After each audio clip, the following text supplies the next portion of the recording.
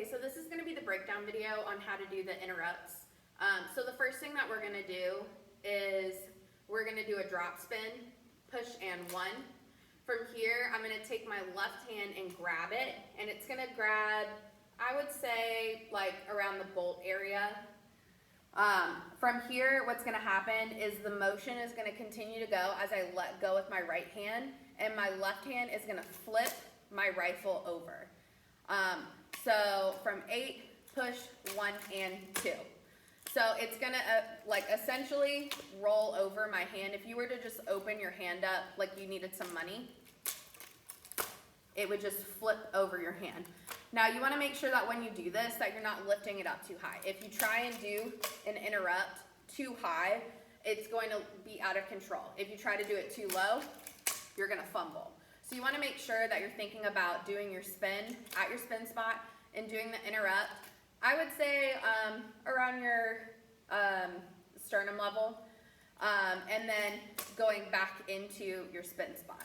So from here we have 1 and 2, 3, 4, we hold again, 5, 6, 7, we push down on 8, we spin 1 with that left hand, and then from here I'm going to be in the neck area. So 8, 1 and 2, 3, 4, hold 5, 6, 7, 8. So you want to make sure that each time you do this, 1 and 2. The and count is going to be when you put in your hand to execute that interrupt. 3, 4, 5, 6, 7, push and 1 and 2. So you want to make sure that that and is when you're doing that. Now, when you get really comfortable with interrupts, you can go ahead and instead of trying to grab it with your whole hand, because that's really difficult, you really want to think about just letting it roll off your hand. So you can make sure to work on that. And then once you get really comfortable, you can do it with like 3 fingers or 2 fingers. I like to do my interrupts with like 3 fingers. So we do 1 and 2, hold 3, 4, 5, 6, 7, push 1 and 2 and 3, 4, 5, 6, 7. From here, we're going to repeat it. 8, 1 and 2 and 3, 4, 5, 6, 7, down on 8, 1 and 2, 3, 4, 5, 6, 7, 8. So we do a total of 4 interrupts. Now, this is important because this is teaching you like not only different like variety of speed, but it's also teaching you another way that you can prep.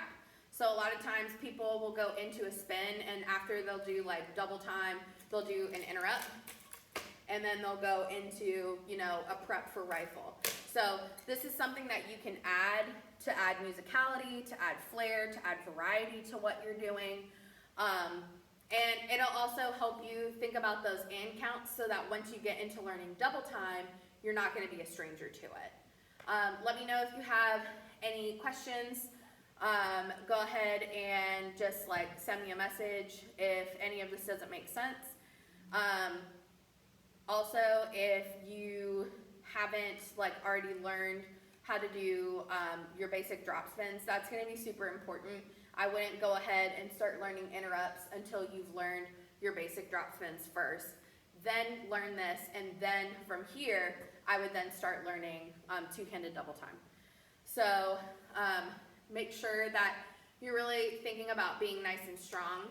You're thinking about your body quality on this, making sure that you're staying in your spin spot area, that you're nice and boxed out, and that you're thinking about minimal movements. That's going to be super important on this exercise because it's all about control and the power that you exude when you're doing this exercise.